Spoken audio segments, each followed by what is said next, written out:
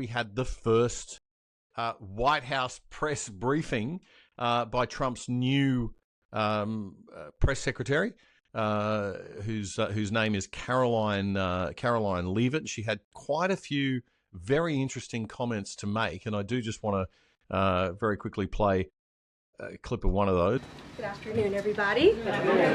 How are we? Good to see all of you. It's an honor to be here with all of you. A lot of familiar faces in the room, a lot of new faces. And President Trump is back, and the golden age of America has most definitely begun. The Senate has already confirmed 5 of President Trump's exceptional cabinet nominees: Secretary of State Marco Rubio, Defense Secretary Pete Hegseth, CIA Director John Ratcliffe, Homeland Security Secretary Kristi Noem, and Treasury Secretary Scott Bessent. Since taking the oath of office, President Trump has taken more than 300 executive actions, secured nearly $1 trillion in U.S. investments, deported illegal alien rapists, gang members, and suspected terrorists from our homeland, and restored common sense to the federal government. On day one, President Trump declared a national emergency at our southern border to end the 4-year-long invasion of illegal aliens under the previous administration. Additionally, President Trump signed an executive order to end catch and release and finish construction of his effective border wall. By using every lever of his federal power, President Trump has sent a loud and clear message to the entire world. America will no longer tolerate illegal immigration. And this president expects that every nation on this planet will cooperate with the repatriation of their citizens.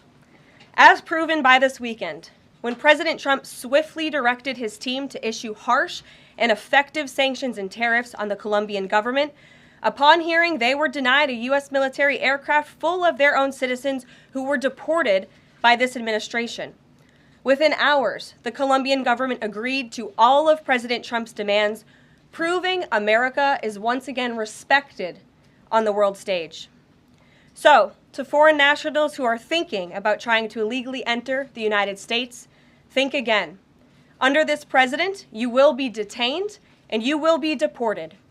Every day, Americans are safer because of the violent criminals that President Trump's administration is removing from our communities. Okay, so some pretty powerful stuff there. What I don't get, and Dan, you might be able to speak to this, why do the left have such a problem with the idea of a nation having borders and protecting its borders and, you know, getting rid of people who have illegally crossed those borders? Well, why do they have? Because they don't believe in limits. They don't believe in the nation state. They have this utopian one world idea that there's no difference, it should be no difference between people who come from different cultures and the one from which they came. I must say, Damien, this open borders liberalism is something that was shared by both the pre-Trump right in the United States to a large extent. You have all those clips from George W. Bush and Ronald Reagan himself back in the day saying, you know, there's no George W. Bush, this family values don't stop at the Rio Grande. Jeb Bush, you know, exclamation mark, saying that illegal immigration is an act of love. And then those early clips of Ronald Reagan basically saying illegal immigrants crossing the border from Mexico should be put up in public schools. It's from a different era. Yeah. So was that coming from a feeling that they just had to appease sort of the center left and try to win some votes, or do you think it was genuinely part of Republican and conservative thinking in those days? That I think there is a strain, dare I say it, a libertarian strain, which doesn't believe in borders either. I mean, I know my libertarian buddies well enough that there's certainly a large cohort that thinks a border is a restriction on someone's freedom. Is right? A government restriction. Yeah. Okay. Well, maybe we let our libertarian friend speak to that. So, Sean, what's the take of the libertarians in Australia, at least, on board? Look, they say that 80%, if you believe in 80% of libertarian values, you're a libertarian, and I certainly do when it comes to government spending and the need for smaller government and things like that. But when it comes to open borders, I think you'll find the bulk of libertarians don't believe in open borders because that is just insanity. Barack Obama was coined the name the president of deportation. He deported 3 million illegal immigrants, more than any other president in America's history. So, it's what is fueling this, I think, and why the left have a problem with it, is what has crept into left-wing politics is a kind of utopianism that Dan points to, and it's well-funded.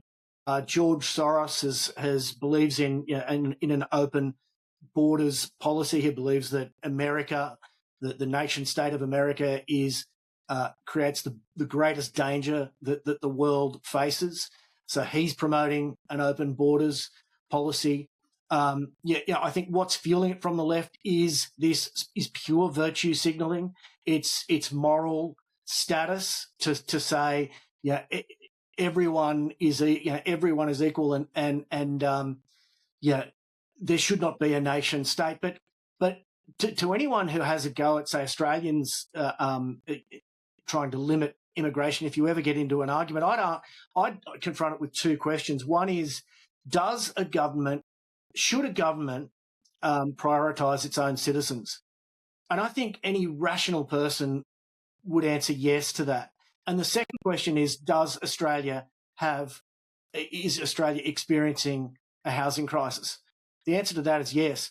Therefore, we must limit immigration. But the problem is, as soon as you mention limiting immigration, the left cannot have a sensible adult conversation about it. They resort to ad hominem name-calling and immediate view. That's it. So everyone's scared to bring it up. But what is really interesting is the stats coming out of America when it comes to the election. There is a county called Starr County in southern Texas, which is 97% Hispanic, and they voted Trump in with a 58% margin. Wow. So what is interesting is that those who were sort of last in are most concerned about illegal immigration, because they well know that the legal immigrants next in very, very well may take their jobs. Yeah. Do you think that Trump and the Trump camp were beating up the fear drums a little bit when they constantly talk about how these people are criminals, they're rapists, they're all criminals? I mean, that's something that the left criticised rightly. I think that's a bit damaging. But there is an element. She did go on to list a number of cases where ICE, their immigration police, had actually stopped reported people who were criminals, and no doubt there's a small percentage of them who are serious criminals. Anyone who enters the United States illegally is a criminal. By definition, of course. By definition. Yeah. There's different types of crimes, some more serious than others. But there are plenty of those in the hardcore category too, right? Do you think that? I mean, do you think that there is a bias, that there is this active thing of getting rid of our own criminals and sending them up north to the US? Well, it's that recent episode with the Colombian government not wanting to accept back, Colombians. The 2 plane loads of Colombians, yeah. Yeah. Well, you got to ask yourself, well, why would they not want to do that? Yeah. Okay. They're such valuable people and so productive and so low risk. Well, why would it be such an issue? Surely they should be welcomed as a resource. Right. So that in itself was a very telling thing, right?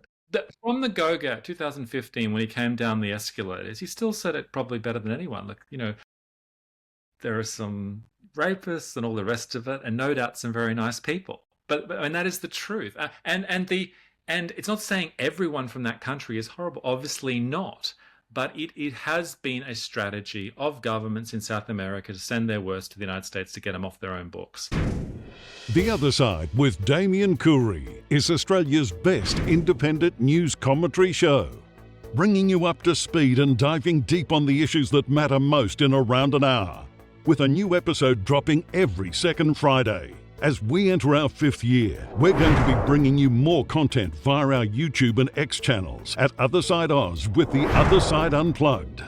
Damien will drop comments on the news whenever something important happens, and in-depth interviews with people who have real insight and value to add.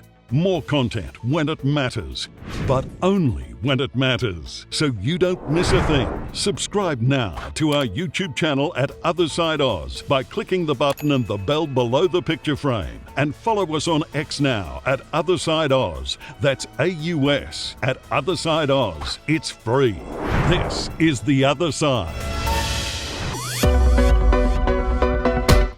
Because nationhood's important. The nation state's important, right? Tell us a little bit about the philosophy and history of the nation state for a second. We'll get a bit philosophical. Well, I guess it's national conservatives differ from what I would call the bipartisan liberal consensus that existed in Australia, the United States, and England since at least the 1980s, and certainly since in the post-World War, in three important areas: immigration, trade, and foreign policy. We are not in favour of open borders immigration. We basically want to bring it down to basically zero. We want to be producing our own citizens. That's the most stable, the best thing. That's what a nation state should be about. On trade, we want to apply a realist approach to trade. It makes zero sense that we have a trade agreement with China where 100% manufactured goods can come in here duty-free. We will never have a manufacturing industry in Australia ever again as long as that agreement is in place. All this business about building the future in Australia, or that Jim Chalmers is promoting our treasure, and everyone else is wishful thinking as long as you don't get your trade agreements in place. And likewise on foreign policy, we need to look back, and this is probably an area where we share similar types of views to some libertarians. We've had 30 plus years now of interventions in countries where no objective assessment about what has been occurred can say it has been resulted in a net gain to us, and in many cases the local population, from Libya to Iraq to Afghanistan to Yemen to Serbia to and now Ukraine. We need to have a foreign policy much more focused on our vital interests, narrowly defined, rather than this utopian evangelicalism which wants to remake the world in our own image. It was always never going to happen. The results are in. It's been foolish. And those three areas and others have been what has powered Trump to the White House and brought him back to the White House. But I think in Australia, the centre right, they like different aspects of it, maybe the DEI stuff, the greenhouse stuff, but they haven't cottoned on to at least those three core things, and their views are still diametrically opposed to that. So they haven't really grasped what the core driver of the Trump ascendancy is, and other politicians in Europe who march under the National Conservative. And you think if they did, that in Australia we would see more support for that. Isn't Australia, though?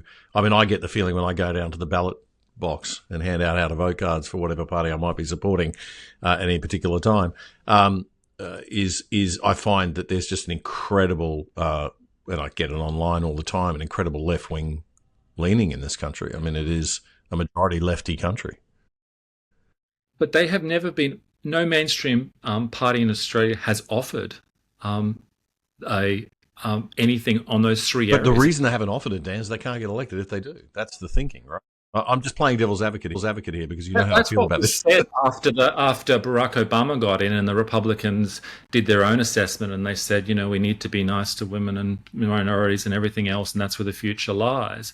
And the Tories in the UK were famously averse to being the nasty party. But it's not a question of being nasty or nice. It's a question of providing policies that are going to be popular with the public and that are actually good for your nation state. And selling them, and educating.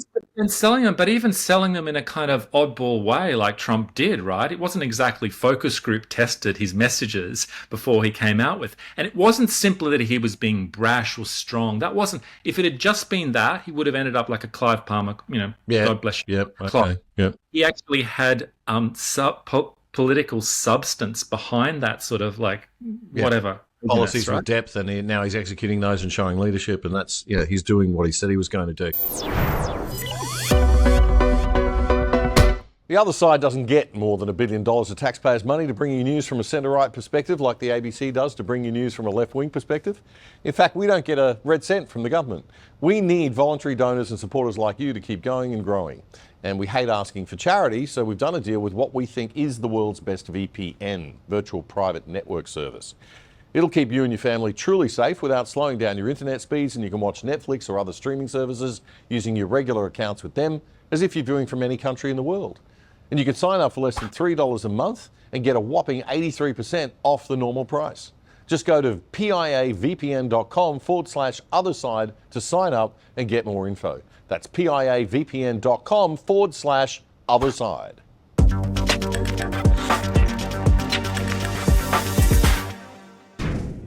The Other Side with Damien Coorey is Australia's best independent news commentary show. As we enter our 5th year, we're going to be bringing you more content via our YouTube and X channels at Other Side Oz with The Other Side Unplugged. More content when it matters, but only when it matters, so you don't miss a thing. Subscribe now to our YouTube channel at Other Side Oz by clicking the button and the bell below the picture frame. And follow us on X now at Other Side Oz. That's AUS at Other Side Oz. It's free.